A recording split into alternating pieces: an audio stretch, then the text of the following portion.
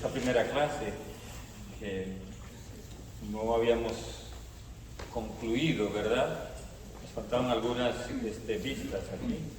Vamos al juicio erróneo. Estamos en la clase 1 de teología moral. Entonces vamos al juicio erróneo en el numeral 1790 del catecismo, que nos dice que la persona humana debe obedecer siempre al juicio cierto de su conciencia. Obedecer al juicio cierto de su conciencia. La conciencia le va a dar, si está bien formada, un juicio cierto. Y de ahí es que tiene que guiarse. Porque si tuerces ese juicio, o sea, si hace lo contrario de lo que tu juicio cierto ha hecho o te ha dado, entonces de ahí cometemos un error, un pecado. Si se obra, o sea, si se actúa deliberadamente contra este juicio cierto, se condenaría a sí mismo, porque haríamos lo contrario a lo que la conciencia nos está indicando. Pero sucede que la conciencia moral puede estar afectada por la ignorancia y puede formar juicios erróneos sobre actos proyectados o ya cometidos, ¿verdad? O sea, uno puede justificarse o autojustificarse cuando hace algo, cuando ha hecho algo, ¿verdad? O antes de hacerlo. Uno puede caer en un juicio erróneo. Como por ejemplo, si hablamos de la infidelidad, uno puede decir aquellas frases famosas, ¿no? Una no es ninguna, o somos hombres, somos débiles, etcétera. O caer en culpar a la otra persona por la infidelidad que se ha cometido, porque es que no me trataba bien, porque es que no hacía tal cosa o tal otra, cosa por el estilo. Eso lleva a un juicio erróneo y a un pecado, porque actuamos entonces erróneamente. Esta ignorancia puede con frecuencia ser imputada a la responsabilidad personal. O sea, si se actúa por ignorancia, aún así, se hizo un juicio erróneo, se cometió un pecado y aún así se le imputa a la persona. Porque esa ignorancia pudo haber sido quitada, ¿no? ¿Sí o no? ¿Entiendes? Por ejemplo, te voy a decir algo. El tema del aborto, que es un tema que es bien candente en la sociedad actual. Una joven de 14 años puede actuar de ignorancia, ¿verdad? Porque no sabe que es un pecado tan grave. Pero los papás que le apoyan o que la llevan a la clínica o lo que fuera, sí pueden saber. Y puede que tengan ignorancia, pero esa ignorancia es vencible. Que sería bueno buscar información, porque la conciencia en sí te da el inicio de esa búsqueda. Yo he visto casos, hay testimonios bellísimos de niñas que se les ve que no tienen mucha experiencia, que dicen, no, yo voy a tener mi hijo o mi hija. Yo siento que está erróneo esto que voy a hacer. No quiero. Y actúan en consecuencia. Aunque haya los papás, aunque haya gente por allí que le esté diciendo lo contrario, en la escuela, donde sea. Dice, no, yo lo voy a tener. Porque en conciencia sienten que está mal. Y no actúan en contra de ese juicio interno, de esa conciencia. ¿Verdad? Entonces, por eso es que dice que la ignorancia puede ser imputada con frecuencia, o sea, muchas veces, a esa responsabilidad personal. La persona es culpable del mal que comete, aunque esté realmente allí aduciendo que ignoraba que eso era así. Porque la información está ahí y la conciencia le está diciendo busca la información. Si por el contrario la ignorancia es invencible, el juicio es erróneo, no hay responsabilidad del sujeto moral. Y el mal cometido por la persona no puede ser imputado. Por ejemplo, un indígena metido por allá en la selva del Amazonas, que nunca le han dicho que matar es pecado, ni siquiera conoce el 5.º mandamiento. Pero llega usted allí, a esa selva, y se aparece allí de los indígenas, le ven con buena carne, dice, este está buenísimo, vamos a matar este y nos lo vamos a comer sazonadito y todo, ¿verdad? Son caníbales para ellos, en conciencia no saben que eso es un pecado. Por tanto, no se les puede imputar, porque su ignorancia era invencible. No hay internet, no hay Biblias, no hay una persona que le esté orientando a ellos, que les pueda dar un buen consejo, una buena información. Entonces esa ignorancia se considera invencible. Por eso cuando usted vaya a hacer cualquier acto que usted sienta en conciencia que puede tener, aunque sea una pequeñita cosa así de error, consulte. Por ejemplo, hay gente que una vez me consultaron sobre la fertilización in vitro. Y era gente que iban al grupo de oración y todo. Y después presentaron su niño, eran creo que eran gemelos. Lo presentaron al grupo de oración y todo, etcétera, que salieron de una fertilización in vitro. Y yo le dije, miren, ustedes actuaron por ignorancia, pero esa ignorancia era vencible. Ustedes debieron preguntar antes. Ustedes sabían que eso no es correcto. No sabían. Y ellos están orgullosos de su hijo, digo yo. O sea, ahora mismo ellos no son culpables, esos niños no son un error. Son niños de Dios, son hijos de Dios. Y ya los habían bautizado y todo, ¿verdad? Entonces, pero el error era de ellos, por no buscar la información antes. Pero también pudo haber sido porque ellos dijeron, nosotros consultamos y a nosotros nos dijo alguien en la iglesia, una persona muy conocedora. No digo que eso no era ningún problema. Esa persona consultó el catecismo de la Iglesia Católica. No. ¿Ustedes lo consultaron? No. Pues ahí está bien claro eso. Ya cuando veamos el 6.º mandamiento, ustedes van a ver cómo se expresa claramente sobre eso. Es decir, que esa ignorancia era vencible.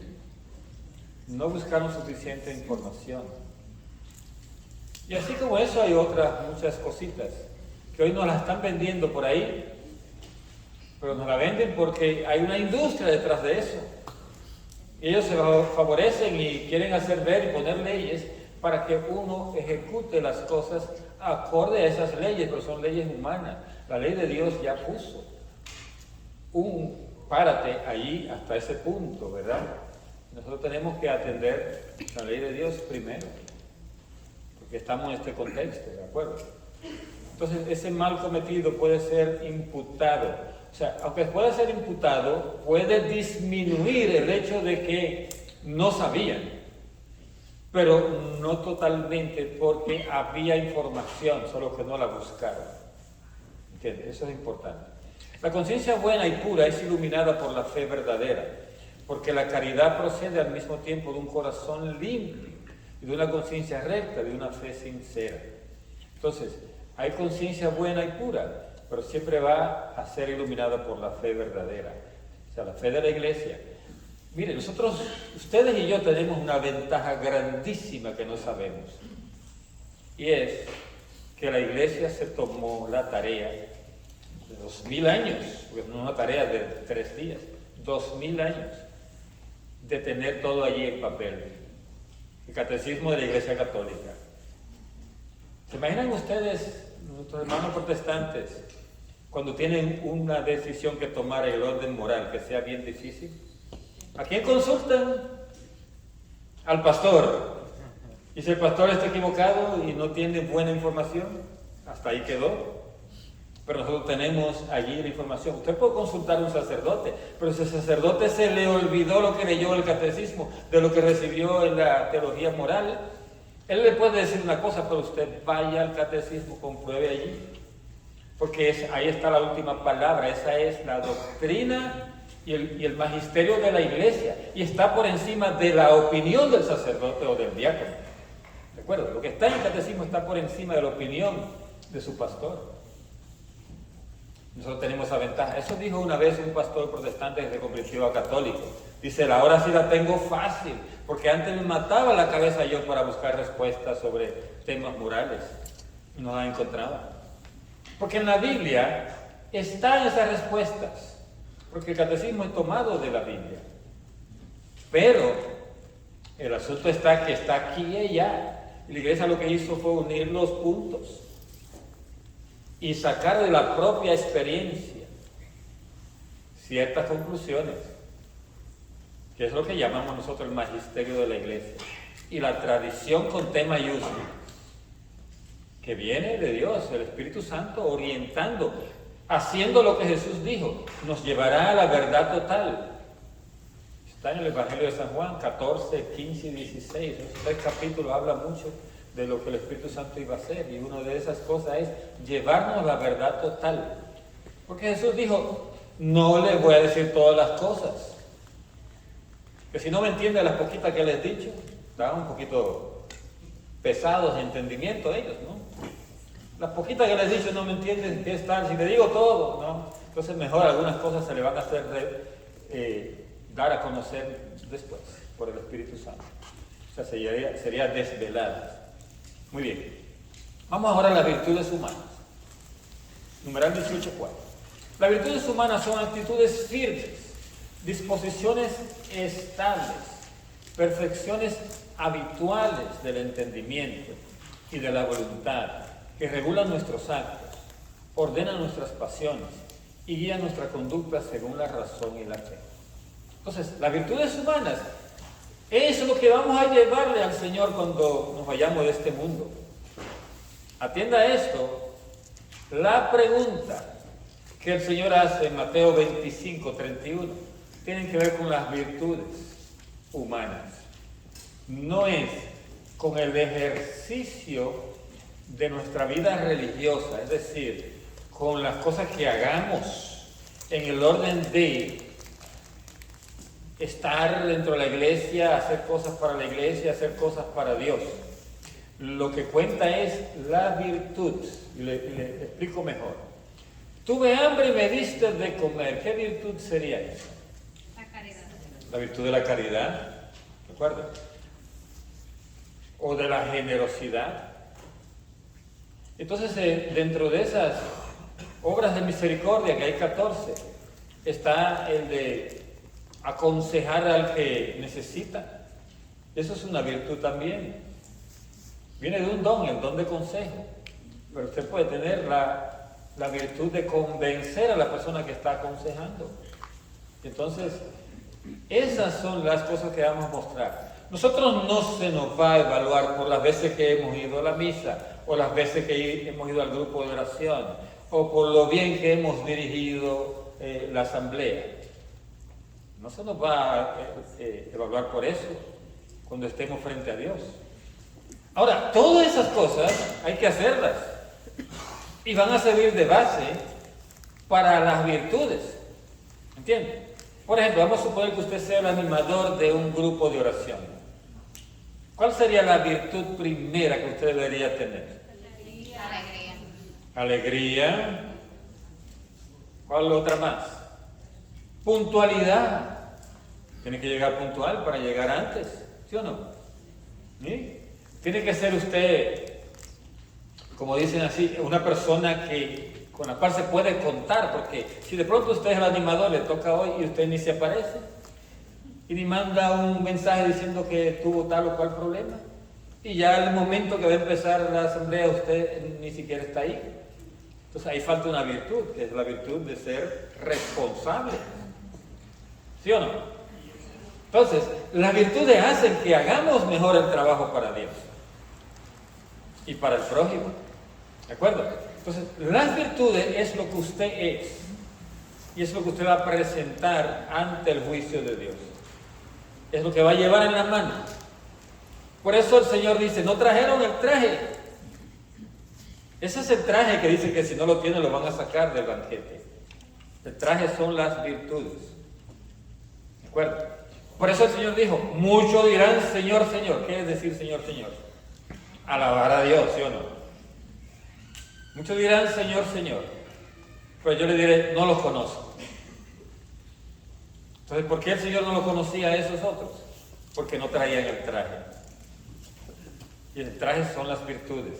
Así es que póngale ojo a eso, porque la iglesia, en su sabiduría, cuando evalúa si una persona está con Dios, o sea, lo canoniza a uno de los santos, es basado en que haya vivido las virtudes heroicamente. O sea, de una manera tan notable que sea ejemplo para los demás. ¿Entiendes? Pero obras pero que sean notables. La Madre Teresa de Calcuta tenía una virtud de la caridad, ¿sí o no? Pero notable, tan notable que ella solo en eso se dedicaba. Y no le importaba que le dijeran lo que le dijeran. No le importaba la circunstancia en la que estaba metida, de pobreza o de dificultad o de calor o de lo que sea. Ella ejercía su virtud. ¿Entiendes lo que es esto? Y si hay otras virtudes, como por ejemplo la humildad, que es la virtud esencial para los santos. El que es humilde, de verdad. No es que hoy usted es humilde y mañana no. No es que hoy usted ande por ahí cabecita bajada y todo diga sí, sí, como usted diga, hermano, y el día de mañana está usted rebelándose contra todo el mundo. Entonces hay una humildad. O sea, tiene que ser, dice aquí, disposiciones estables, o sea, todo el tiempo. Perfecciones habituales, o sea, que todo haga de usted un hábito. Entonces, tiene que participar el entendimiento, tiene que participar la voluntad. Y todos los actos se deben ordenar por esa virtud, inclusive las pasiones. Y todo, la razón y la fe se ordenan por esa virtud. O sea, usted ya no razona cuando, por ejemplo, usted está ejerciendo o practicando la virtud de la humildad. Usted ya no razona como el soberbio. ¿Cómo reacciona el soberbio? No me hicieron lo que yo dije, aquí la gente no me hace caso, yo tengo que mochar cabeza aquí. Eso hace un soberbio, o sea, razona de esa manera. Pero un humilde dice, algo quiere Dios con esto, algo me quiere enseñar el Señor con esto. Que la gente no me quiera hacer caso, yo voy a orar por toda esta gente, porque tenemos que crecer en humildad todos, yo el primero. ¿Entiendes? O sea, es diferente el razonamiento. Y la fe trabaja diferente cuando hay humildad que cuando hay soberbia. ¿Cómo trabaja un soberbio con la fe? Viene y te dice a ti, yo estoy aquí, aquí se va a manifestar el Espíritu. Eso es lo que dice un soberbio. Y ustedes han oído gente hablando así. Porque yo lo he oído. Hasta cantantes diciendo eso. Ah, no, esto que cantaron, que estaban de relleno, aquí no se movió nada. Ahora que yo llegué, se va a mover el Espíritu. Eso es soberbia. ¿Entiendes? Y estamos en el terreno de la fe. Pero la gente, somos canela fina, ¿sí o no? En muchas cosas. ¿Entiendes? Entonces, cuando hay una virtud, modera nuestra razón y nuestra fe. Proporcionan facilidad, dominio y gozo para llevar una vida moralmente buena. O sea, la vida moralmente buena es mucho más fácil llevarla cuando hay una virtud. Es más fácil dominarse uno a sí mismo. Y vamos a disfrutar más de lo que estamos haciendo cuando estamos en la virtud. Si te vienen y te insultan, tú no te vas amargado para la casa. Usted va a decir como decían los santos, que eran bien humildes. San Francisco o San Martín de Porres, le mencioné ahorita. ¿Sabe lo que le decía a un monje de los de ahí, dominico, en Perú? ¿Cómo le decía a San Martín de Porres? Perro mulato. ¿Y qué decía San Martín de Porres? Qué lindo, ¿verdad? Qué bueno que me llame así. Si me lo dice es porque lo merezco, pero salido de usted para mí es como una alabanza. Así decía San Martín de Porres. Si usted le insultara, usted va a decir, bueno, el Señor sabrá. ¿Verdad? En estos días yo estaba en un lugar y fui a recibir la comunión y me puse en la fila y el sacerdote de ahí yo no sé por qué, no lo voy a juzgar. Se volteó, cuando me vio, se volteó, no me quiso dar la comunión. Digo yo, no me quiso, porque él podía hacerlo y me mandó a la otra fila. Yo era el último. Y alguien lo estaba viendo y después me dijo, hermano, yo vi lo que le hizo ese sacerdote. Y le dije yo, le di gloria a Dios por eso. Diciéndole que qué bueno que pasó eso para que yo, que tenía que dar una prédica, una enseñanza después, el Señor me usara en lo que Él quisiera. Entonces usted tiene que agarrar esas cosas y ponerla del lado de la obra de Dios, en vez de insultarse. Yo podía irme amargado y decir, mira lo que me hizo ante todo el mundo, y la gente me vio y no sé qué, yo estaba vestido de diácono y aún así el hombre no me hizo caso, no me quiso dar la comunión, y lo vio otra gente y todavía me lo están diciendo y que no sé qué. No, o sea, usted aproveche cada ocasión. Y no es porque yo sea mejor que ustedes, es porque sé esta técnica, ¿de acuerdo? Porque sé esto. Y lo tengo que poner en práctica. Y cada vez que Dios me da la oportunidad, no la puedo desaprovechar. Porque son oportunidades que nos da el Señor. ¿Entiende eso? Es muy importante, o sea que eso es la virtud. La virtud no es que usted me va a decir a mí, el diácono es humilde. Nadie es. O sea, en cuanto a la virtud, nadie es. ¿Qué es lo que la virtud nos hace a nosotros? Nos pone el camino hacia, vamos a decirlo. En vez de yo decirle, hermano Joel es humilde, yo lo que debería decir, el hermano Joel practica la humildad. O lo vi haciendo algo que se veía que estaba practicando la humildad. Entonces, lo vi hoy, pero mañana yo no sé. ¿Entiendes? Así es. De mañana no estamos seguros. Igual que cualquier persona, en vez de usted decir, fulano es ungido, fulano es tal cosa, nadie es. El único que es ¿quién? Dios es el único que es. Nosotros estamos en camino. Y Jesús dijo, imíteme a mí que soy manso y humilde de corazón. O sea, cuando nosotros lo imitamos a Él, vamos a tener mansedumbre y a tener humildad. O a practicarla, ambas, que son virtudes. Entonces, el hombre virtuoso es el que practica libremente el bien. O sea, que tiene que ver una práctica. Las virtudes morales se adquieren mediante las fuerzas humanas. Son los frutos y los gérmenes de los actos moralmente buenos. Disponen todas las potencias del ser humano para armonizarse con el amor divino. Cuando vemos la palabra germen, se nos hace a nosotros la idea de algo que pasa en la naturaleza. ¿Qué es un germen? Una semilla, exacto.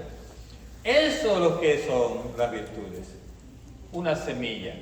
Hay una anécdota bien linda, un cuentecito que dice que un hombre vio una tienda que decía, aquí se vende paz, aquí se vende paciencia, aquí se vende sabiduría, armonía, una cantidad de cosas ponía allí, ¿verdad? Aquí se vende humildad, aquí se vende gozo, etcétera, ¿no? Y esta persona llegó y dice, Señor, qué bueno que aquí vendan todas estas cosas en esta tienda. ¿Por qué no me vende un poco de todo? Yo quiero todo eso que está diciendo ahí que vende. Dice el que está atendiendo, dice, muy bien. Y viene y le trae una cajita. Dice, aquí está. ¿Y cómo va a hacer que todo eso quepa en esa cajita? Dice, sí, destápala para que vea que ahí está. Cuando destapa encuentra semillas. Dice, pero ¿cómo es esto que semillas? ¿Y dónde está la humildad? ¿Dónde está la paciencia? ¿Dónde está? Dice, aquí se vende todo eso, está ahí, pero está en semilla. Eso es lo que nos da el Espíritu Santo, las semillas, para que nosotros las desarrollemos y las convirtamos en ¿qué? En frutos. Frutos. Entonces los frutos son los que le vamos a entregar al Señor cuando salgamos de aquí. Por sus frutos los conoceréis. ¿Ya ven? Los dones, aún carismáticos y los más llamativos, no son garantía de santidad ni de que usted va a entrar al cielo. No son. Lo que son los frutos que usted haga de sus semillas que le entregaron. Esos son. El Señor va a decir, listo, a ver qué saco de frutos trajo. Y ahí no trajo nada, trajo la cajita igualita. pura semilla. Mándalo al purgatorio un rato para que desarrolle sus frutos. Entonces, frutos es que tenemos que dar. Entonces dice, disponen las virtudes de todas las potencias del ser humano para armonizarse con el amor divino. Así que son virtudes humanas. Es lo que nos da el Espíritu Santo como germen para que sean frutos. Y va a hacer que nosotros como seres humanos podamos vivir en armonía con el amor divino. Es decir, que seamos en la misma página con Dios en ese amor. Hay 4 virtudes que desempeñan un papel fundamental. Y por eso se le llama cardinales, que viene de cardo, que significa principal. De ahí viene lo de aquello de capital, ¿verdad? Igual hay pecados capitales y hay virtudes cardinales. Viene siendo lo mismo, pero opuesto, ¿no? Las virtudes cardinales se oponen a los pecados capitales. Y entonces tenemos la primera virtud, es la prudencia. ¿Te parece el nombre de alguna tía? Prudencia.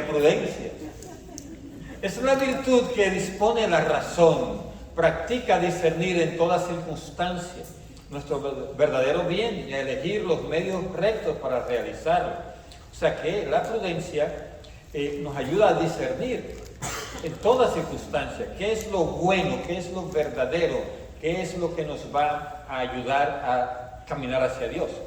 No se debe confundir la prudencia con timidez. Hay gente que dice que son prudentes y lo que son tímidos o temorosos, ¿no? Cobardes. La cobardía no es prudencia. Yo por prudencia no dije tal cosa, tal otra. Y de pronto es cobardía, que no lo dijo. El Señor les lo puso en la boca, dígalo. ¿Verdad? Ni es doblez, no es decir una cosa aquí y alante de usted y detrás decir otra. Eso es doblez. No. Tampoco es disimulación. El que disimula es como que contento aquí delante de todos y después anda por allá todo triste, cabizbajo como Caín. No, eso no es prudencia. Gracias a esta virtud aplicamos sin error los principios morales a los casos particulares. La prudencia nos ayuda a aplicar los principios morales y superamos las dudas sobre el bien que debemos hacer y el mal que debemos evitar. Que la prudencia es sumamente necesaria. El bien que debemos hacer y el mal que debemos evitar. ¿Verdad? Eso hay que ser prudente. Entonces es una virtud cardinal, la primera. La segunda es la justicia, que consiste en la constante y firme voluntad de dar a Dios y al prójimo lo que le es debido. Eso es justicia. La palabra justicia en la Biblia se utiliza también como santidad. Por eso dice que José era un hombre justo, que quiere decir un hombre santo, que le daba a Dios lo que Dios pedía. Eso es lo que quiere decir hombre justo. Por eso lo señala ahí la Biblia, para decir que cuando el ángel le habló, José hizo lo que Dios pedía, porque era justo, le daba a Dios lo que Dios pedía. Entonces, y al prójimo también, ¿verdad? Que la injusticia actuó con la Virgen como debería ser, para no perjudicarla. ¿De acuerdo? Eso es justicia. La justicia para con Dios es llamada virtud de la religión. La palabra religión a veces se utiliza de modo negativo, como algo que no es bueno, sobre todo cuando se explica de la manera en que hacemos rituales, a veces sin poner el corazón. A eso se refiere algunos hermanos no católicos cuando hablan de religión. Te dice, no te hablo de religión, te hablo de relación con Cristo o con Dios. En realidad es lo mismo, porque la relación con Dios implica hacer lo que Dios quiere que hagas. O sea, que estamos siguiendo los pasos según Dios quiere. Entonces, los hombres, para con los hombres la justicia dispone de respetar los derechos de cada uno y establecer en las relaciones humanas la armonía que promueve la equidad, la igualdad, y respeto a las personas y al bien común, respetar a los demás. Mire, la justicia se practica en casa, Usted puede tener varios hijos, pero a todos hay que tratarlos igual, aunque a usted le caiga mejor uno porque se parece a usted. O a veces el que se parece a uno es que uno más maltrata, ¿no? ¿Verdad? Porque tiene el mismo carácter que yo y nos encontramos, ¿verdad?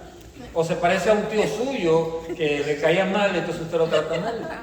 Entonces debe haber justicia en la casa, sobre todo en las culturas que puede haber entre nosotros en Latinoamérica, culturas en las cuales los varoncitos se tratan mejor que las hembritas. Porque a los varoncitos se le dan todos los privilegios y a las muchachitas ahí la ponen como esclava en la casa. No se le da ningún privilegio, no se le deja ni estudiar. Eso viene de culturas machistas de hace siglos, que están todavía sobre la tierra algunas. Y entonces, eso es injusto. ¿Entiendes? Porque él puede hacer lo que le dé la gana, decir la palabra que quiera, salir cuando quiere, jugar cuando quiere, mientras que la niña no puede. O no puede ir a la escuela, no puede aprender, no puede estudiar. Hay culturas, hasta religiones, en las cuales está eso prohibido para las damas. Y eso es injusto. Y esa injusticia siempre hay que velar por ellas en las casas, sobre todo cuando los padres actúan así. Reclamar, ¿verdad? Si usted era el que le pegaba más, porque le cayó mal a algunos de ahí de los padres. También hay injusticia a veces en la iglesia. Porque hay quien le lleva al padre siempre todas las cosas, le está llevando al padre al restaurante, le compra en su cumpleaños tal cosa, y el padre lo trata bien, y a usted lo trata mal porque usted no es así de alcahueta, ¿no? O de no sé qué, ¿verdad? Entonces, hay injusticia también en la comunidad cristiana, a veces hay injusticia, ¿verdad? Y eso siempre tenemos que velar nosotros por no ser injustos, como no lo es Dios. ¿De acuerdo? ¿Se recuerdan en la palabra de Dios? Hay situaciones de injusticia entre hermanos, ¿verdad? Entre Jacob e Isaac, ¿verdad? Vemos situaciones de injusticia. Y de otros, de los hermanos de José, fueron injustos con él. Pero porque el papá lo trataba un poco mejor. Eso podían ellos reclamarlo de otra manera, no queriendo matar al pobre José. Y Dios lo corrigió eso después de su tiempo. ¿De acuerdo? Entonces, Dios es justo, por eso Dios, todo lo que hacemos aquí, Dios lo hace devolver. Y siempre pagamos aquí, y es más barato. Todo lo que hacemos aquí lo pagamos. Y es mejor que lo paguemos aquí, porque del otro lado es más caro. Nos va a dar mucho más breve. La fortaleza es la virtud moral que asegura en las dificultades la firmeza y la constancia en la búsqueda del bien. Firmeza y constancia tiene que ver con la firmeza, con la fortaleza. Entonces, reafirma la resolución de resistir las tentaciones y de superar los obstáculos en la vida moral. O sea, por la fortaleza resistimos las tentaciones. Por eso pedimos siempre fortaleza.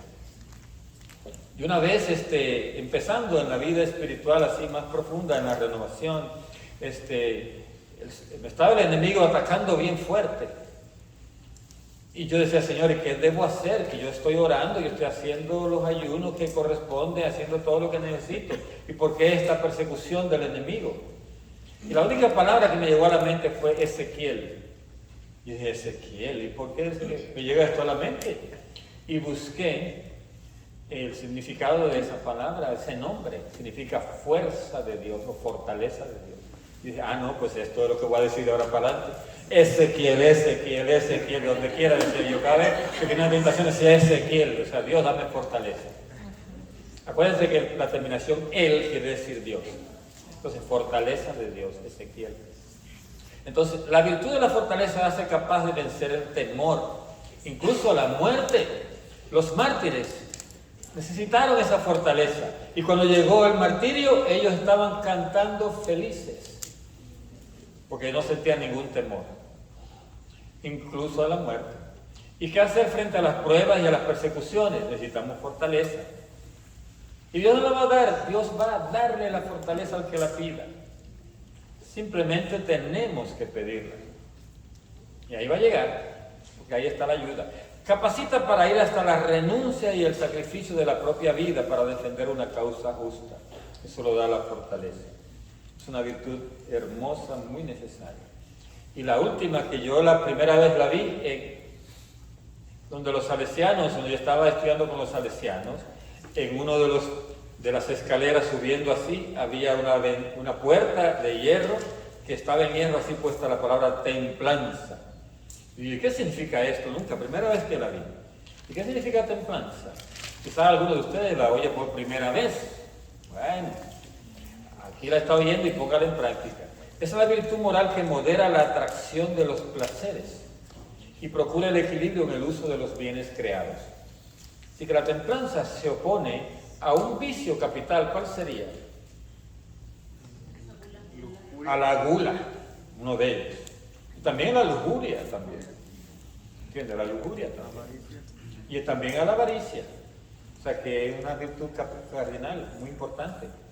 Entonces, porque procura el equilibrio en el uso de los bienes, que sería la avaricia, ¿verdad? Y también la gula, cuando uno come demasiado. O la atracción a los placeres, que sería, por ejemplo, la lujuria. Es moderada por la templanza. Y asegura el dominio de la voluntad sobre los instintos. Los instintos tiene todo el mundo, pero uno necesita la voluntad dominar sobre ellos, porque no somos animales. Los animales son los únicos que no se les culpa cuando siguen sus instintos. Nosotros, como somos animales también, unos más que otros, y no miro a nadie, tenemos que dominar nuestros instintos. Como animales tenemos instintos también, pero tenemos que dominarlos. Y va a mantener los deseos en los límites de la honestidad. Cuando usted va, mire, y esto yo lo veo mucho, fíjense. Nosotros dejamos atrás, como carismáticos, el alcoholismo, dejamos atrás la droga, dejamos atrás la maledicencia, dejamos atrás la lujuria, lo que sea, ¿no? Cada uno sabe su historia. Pero hay cosas que no se nos quitan y la pasamos desapercibida. Y una de ellas es la gula. Y yo lo sé porque lo veo cuando hacen los compartimentos. Saca la gente unos platos de 5 pisos. Digo yo, ¿y qué le pasó con la gula? ¿Verdad? Y entonces a veces lo sacan de 5 pisos cuando van también a los buffets. Y lo malo es que sacan 5 pisos y no se comen ni siquiera uno. Lo otro lo desperdician y eso es un pecado. Desperdiciar la comida de esa manera. Entonces es muy importante. Cuando hablemos de pecado de la gula vamos a dar más detalles de eso. Así que tienen chance todavía. Hay límites, dice. También de la honestidad, también la templanza regula el hecho de usted querer apoderarse del dinero de los demás, ¿verdad? La honestidad está ahí. La persona moderada orienta hacia el bien sus apetitos sensibles, guarda sana discreción y no se deja arrastrar para seguir la pasión de su corazón. No, la pasión del corazón no se deja arrastrar, el que tiene templanza. Y lo dice, no, por aquí no, por aquí no. Entonces, hay que trabajar la templanza. Usted pedirá templanza, la tiene, porque es una virtud cardinal, quiere decir que está allí en usted. Todas esas virtudes que mencionamos ahora están en cada uno de nosotros, están como semillas, pero usted tiene que ponerla en práctica para desarrollarla. ¿Verdad? Hay cosas que usted no hará porque usted se acostumbró desde pequeño, le enseñaron sus padres, lo vio a su alrededor y usted no hará. Ya yo le dije a ustedes que una vez, ¿verdad? Yo me asocié con una bandita y robamos en una bodega cerca de ahí, de mi casa, y fuimos tan castigados, tan fuertes, que a mí no se me ocurre nunca más agarrar nada de nadie, ni un centavo. O sea, es algo como que ya inherente. Yo veo algo ahí, si no es mío, no le pongo la mano, y punto. ¿Verdad? Y el Señor, o sea, a través de eso nos educó a nosotros en la templanza, en ese aspecto, ¿no? Y también un poco el de que en casa éramos 9 y a veces había uno más prestado, ¿verdad? Que estaba de paso en la casa. Y entonces todo había que racionarlo bastante y compartirlo. Entonces uno comía no hasta donde se saciaba, sino hasta donde había. Hasta donde había. Y entonces eso desarrolla un poco la templanza. Y yo en realidad cuando como de más, que me siento el cuerpo pesado, me da una molestia interna, como diciendo, comí de más, pero no es aquello de que, comí de más, listo. No, me molesta. Me da la conciencia después del acto, ¿no? O sea, me remuerde. Bien, las virtudes trabajan con la gracia. Las virtudes humanas, adquiridas mediante la educación, mediante actos deliberados que usted va haciendo, y una perseverancia mantenida siempre en el esfuerzo. Entonces, ¿Dios qué hace? Las purifica y las eleva por la gracia divina. Dios te ve haciendo el esfuerzo y Él te perfecciona eso. Por eso que es virtudes humanas, porque usted da el primer paso, usted hace el primer esfuerzo y Dios lo condecora con eso, o sea, lo decora. Es como lo que dicen después, ¿verdad? Lo que le ponen arriba al pastel, ¿verdad? La cereza encima del pastel. Esa es la gracia, Dios viene y la pone ahí para adornar la virtud. Con la ayuda de Dios se forja el carácter y da soltura en la práctica del bien. Cuando usted tiene una virtud, ya usted no se le hace pesado hacer eso. ¿De acuerdo? Como le decía ya antes, ¿verdad? Usted no se le hace pesado el desechar, el agarrar lo que no es suyo. No se le hace pesado. El no comer de más, no se le hace pesado. Porque ya usted ya ha ido trabajando eso y Dios purifica eso. Para el hombre herido por el pecado no es fácil guardar el equilibrio moral. El don de la salvación por Cristo nos otorga la gracia necesaria para perseverar en la búsqueda de las virtudes. O sea, las virtudes, si tú te las propones, entonces pide la gracia y ahí viene la ayuda. Que viene de Cristo, que dio esa gracia. Por eso Él dijo, imítenme a mí, porque Él va haciendo con nosotros. Y Jesucristo mostró todas esas virtudes. Aunque a Él le llamaron, Él dijo, mire, vino Juan que no comía ni bebía y los criticaban y ahora vengo yo que como y voy y comparto con la gente y me dicen comilón y todas estas cosas. Pero era exageración de ellos, porque Jesús de seguro participaba en esos banquetes, pero no era que se daban porque no pecó, y si la gula es un pecado, Jesús no pudo haberlo cometido. ¿De acuerdo? Entonces Él tenía esa moderación. Cada cual debe pedir siempre esta gracia de luz y de fortaleza. Hay que pedirla, luz y fortaleza. Y recurrir a los sacramentos, porque nos van a ayudar a nosotros a tener esa gracia. Y cooperar con el Espíritu Santo, que a través de nuestra conciencia nos va a decir, eso no está bien. Eso no lo haga. Se ve mal. Incluso en la templanza se puede incluir aquellos de no hablar de más. Porque en eso de hablar de más decimos cosas que no corresponden. Y el Espíritu Santo te va a decir, no, hasta ahí déjalo. No hable más. Seguir sus invitaciones, amar el bien y guardarse del mal. O sea, nos va a invitar siempre el Espíritu Santo. Entonces, hay virtudes teologales. Esas virtudes vienen en nuestro bautismo, Dios nos las regala. Entonces, las virtudes humanas se arraigan en las virtudes teologales, que adaptan las facultades del hombre a la participación de la naturaleza divina. O sea, nos va a ayudar a participar en la naturaleza divina. Esas virtudes se refieren directamente a Dios, las teologales. Los llaman teo, Dios, logales, o sea, que van en la lógica de Dios. Disponen a los cristianos a vivir en relación con la Santísima Trinidad. O sea, nosotros vivimos esa relación con Dios a través de las virtudes teologales. Y tienen como origen, motivo y objeto a Dios uno y trino. Origen, motivo y objeto a Dios uno y trino. Las virtudes teologales fundan, animan y caracterizan el obrar del cristiano. O sea, nos da el fundamento, nos anima, cada virtud de esas, ¿verdad?, a seguir lo que Dios quiere. Y nos caracterizan, o sea, nos van haciendo a nosotros personas determinadas, o sea, que tienen un distintivo, nos caracterizan. Entonces, informan y vivifican todas las virtudes morales. O sea, todas las virtudes morales van a tener su raíz y su información y su vida a través de las virtudes teologales. Son infundidas por Dios en el alma de los fieles para hacerlos capaces de obrar como hijos suyos y merecer la vida eterna. Miren que Dios tan hermoso nos regala esas virtudes para que actuemos como hijos suyos. Y son garantía de la presencia y la acción del Espíritu Santo en las facultades del ser humano. O sea, qué bello esas virtudes. ¿Y cuáles son esas tres virtudes? Fe, esperanza y caridad. Veamos lo de la fe. La fe es la virtud teologal por la que creemos en Dios y en todo lo que Él nos ha dicho y revelado. Y que la Santa Iglesia nos propone. O sea, la Iglesia nos lo ha traído, ¿no?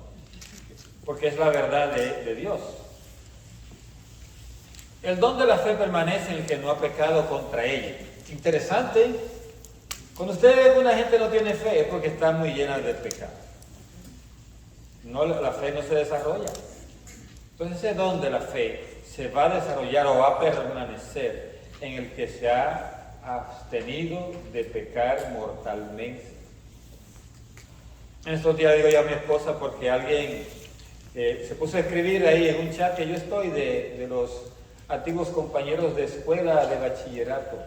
Y hubo una persona que puso algo horrible ahí, y hablando en contra de Dios y de la iglesia y cosas por el estilo. Y me chocó mucho, que una persona muy querida. Entonces yo le estoy diciendo a mi esposa, lo tengo en oración, porque ahora me he puesto ya a pensar, después de tantos años, que donde no se puso, no vamos a encontrar. Entonces, esa persona perdió la fe. ¿Y por qué la perdió? Le decía a mi esposa, hace más de 30 años, se casó mucho antes que yo, hace más de quizás 40 años. Y esa persona se casó por la ley, o sea, ya perdió un sacramento. Y de ahí se perdió el sacramento de la Eucaristía, ¿verdad que sí? Y el sacramento de la confesión.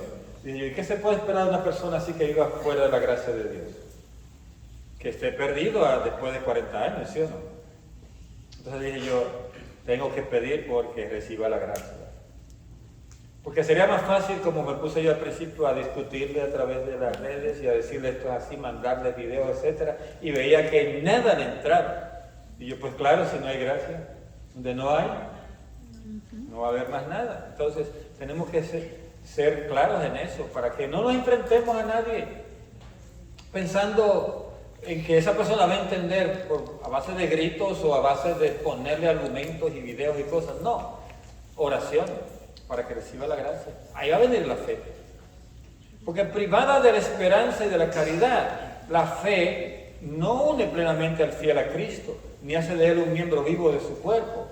O sea, una persona que ataque a la iglesia en definitiva es porque algo que necesitaba de la iglesia, el diablo no quiere que lo reciba.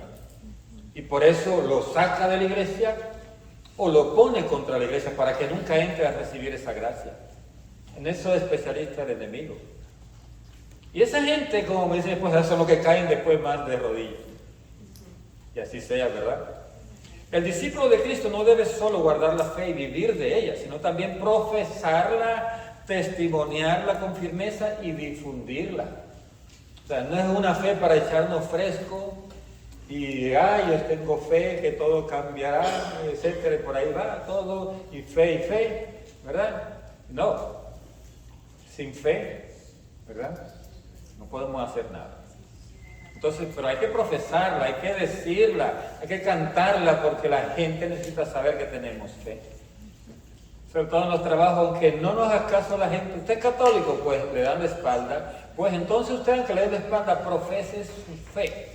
Porque a la hora de la hora, cuando la persona vea el reunión de la tabla, ¿qué van a hacer? Van a orar y van a buscar fe. Va a buscarlo usted que tiene fe, ¿verdad? Así muy importante, ¿verdad? Como el hombre del avión, ¿sí o no? A la hora de que el avión se está cayendo, ahí está dando el golpe de pecho. Entonces se ha necesitado fe en ese momento. Entonces usted tiene que mantenerse como la luz que va a llegar a esa persona en el momento más necesitado. Hay que testimoniarla, o sea, hay que decir, que la gente no quiera que le prediquen, porque eso el enemigo se ha encargado de poner frases que de política, de deporte y de religión que no discutamos. No discuta si usted quiere, pero dale a entender a los demás que usted tiene fe. No lo diga para usted mismo. Hay que difundirla. El servicio y el testimonio de la fe son requeridos para la salvación. En las redes, usted ponga siempre sus videitos, sus cosas, aunque la gente ni le haga caso. Un mal día cualquiera por ahí que le vaya mal a alguien y va a mirar algo que usted puso ahí. Ponga, aunque parezca que usted caiga pesado. Ponga, porque algo le va a llegar a algún momento a algo. La esperanza es la virtud teologal por la que aspiramos al reino de los cielos y a la vida eterna como felicidad nuestra. La esperanza es tuya. Y tenemos que poner nuestra confianza en la promesa de Cristo y apoyarnos no en nuestras fuerzas, sino en los auxilios de la gracia del Espíritu Santo.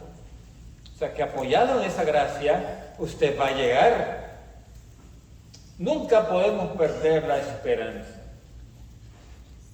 Hay gente que a veces quiere un milagro de Dios, una sanación física. Entonces, como no llega, pierden la fe. Y hay otros que pierden la esperanza mucho antes, porque piensan que Dios no los escucha y pierden el deseo inclusive de buscar a Dios, porque pierden la esperanza.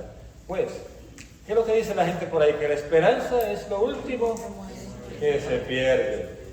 Pues si es así, usted haga el esfuerzo de que no se le pierda la esperanza. Si quiere, ponga la esperanza a una hija suya para que no se le pierda. Hay muchas damas que se llaman así Esperanza. Nunca he visto un Esperanzo, ¿no? No he visto uno. La que no tiene paralelo ahí.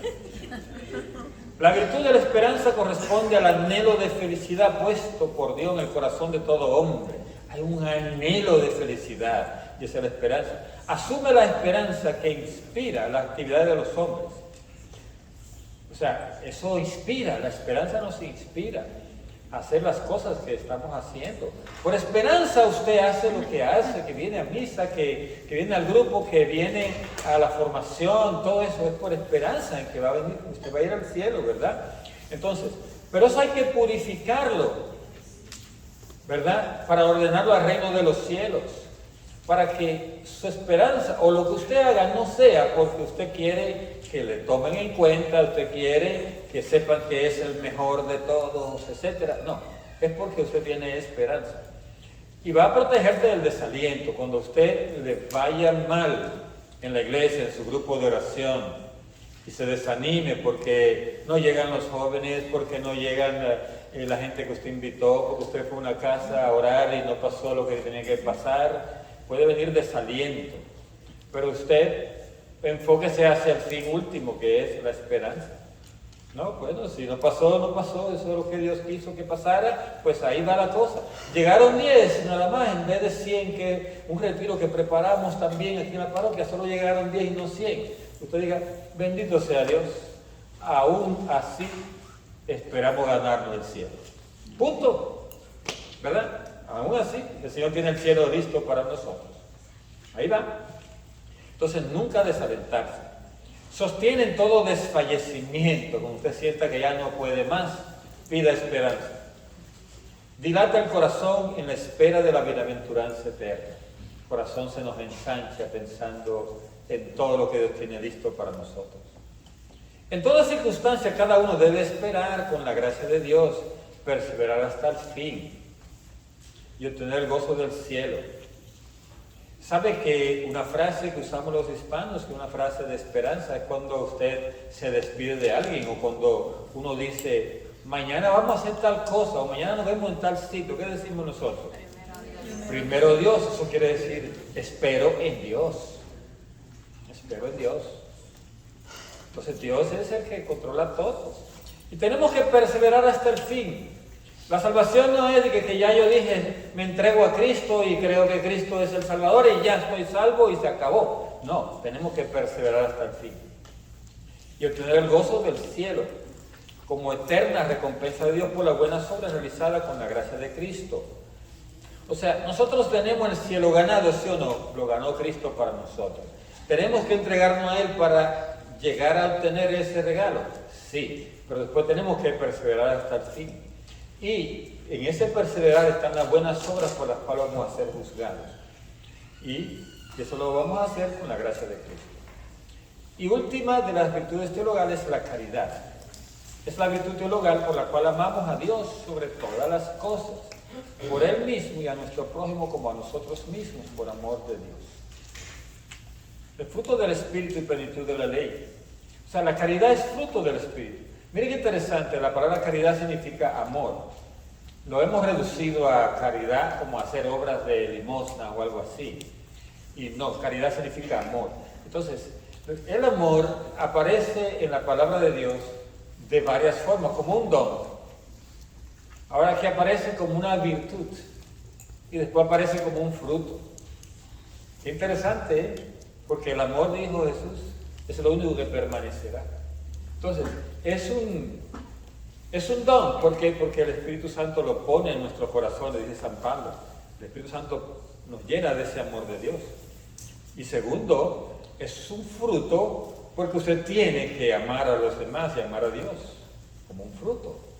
Y también es una virtud teologal porque si dijimos que el Espíritu Santo la pone en su corazón, viene en nuestro bautismo. O sea que es una virtud que el Espíritu Santo va a estar renovando constantemente nuestro corazón. La caridad es superior a todas las virtudes. San Pablo dice, puede pasar todo. O sea, podemos profetizar, podemos orar en lengua, podemos levantar muertos, etc. Pero todo eso va a pasar y al final quedará solo el amor. Por eso es superior a todas las virtudes. Es la primera de las virtudes teologales, aunque se diga aquí de último. Cuando dice que es la primera, es la más importante. El ejercicio de todas las virtudes está animado e inspirado por la caridad. Todo debe ser en el amor a Dios. Entonces, este es el vínculo de la perfección, es la forma de las virtudes, las articula y las ordena entre sí. Amor, caridad, debemos tener siempre porque de allí va a venir todo. La caridad tiene por frutos el gozo, la paz, la misericordia. Si tenemos caridad en nuestro corazón, vamos a disfrutar de la presencia de Dios y vamos a tener ese gozo como fruto. Siempre vamos a tener esa sonrisa, ese ánimo de disfrutar de todo lo que Dios nos da. Vamos a tener paz. Mucha gente cuando se entrega al Señor se le ve, se le nota en la cara por la paz que se ve en su rostro y por la paz con que enfrenta las situaciones que se le dan. Y la misericordia, porque el que tiene caridad ayuda a los demás. Exige la práctica del bien y la corrección fraterna. Hay que corregir, sí, pero tiene que ser siempre con caridad. Con caridad. Y una forma de corregir con caridad es usted colocarse primero ante la persona que está corrigiendo, colocarse primero como una persona que pudo haber cometido los mismos errores o que los cometió. Es la mejor forma de usted aconsejar a alguien. Pero si usted va desde la soberbia de que yo soy mejor que usted, la gente no te va a hacer caso. Pero si vas y dices, mira hermano, yo era como usted que era impuntual. Y a mí yo sufrí mucho porque veía que muchas cosas no se hacían. Y yo hacía sufrir mucho a la gente hasta que un día el Espíritu Santo me hizo ver que no estaba bien. Y entonces a partir de ahí me corregí y trato de ser puntual todo el tiempo. O sea que una virtud viene así. Entonces el otro que es impuntual dice, yo puedo, si tú pudiste, yo puedo también. Y se va a corregir. Pero es desde esa caridad en la cual usted se reconoce como pecador, usted puede ayudar al otro a hacer la corrección fraterna. Entonces es benevolencia. Bene significa bien, volencia, deseo. Incluso en italiano la palabra voglio, io voglio mangiare, que significa yo deseo comer, yo deseo el almuerzo, ¿no? Io voglio mangiare. Voglio significa desear. Entonces, benevolencia significa desear el bien. Benevolencia. Es lo contrario a la maledicencia. El que es maledicencia siempre está deseándole el mal o diciendo mal de otro. ¿Verdad? Y bendecir significa bien decir. Y si bendecimos a Dios, dice Santiago, debemos bendecir al prójimo, o sea, hablar bien del prójimo. Y si deseamos el bien para nosotros, tenemos que desear el bien para los demás. Eso es benevolencia. Y eso viene de la caridad. Y dice, suscita la reciprocidad. Si tú haces el bien y deseas el bien para los demás, ¿sabes lo que van a querer los otros para ti? El bien también. Van a querer el bien. Es siempre desinteresado y generoso. El caritativo es desinteresado y generoso. Es amistad y comunión. Muy bien. Entonces con eso terminamos este tema de las virtudes, que es el primer tema de la teología moral.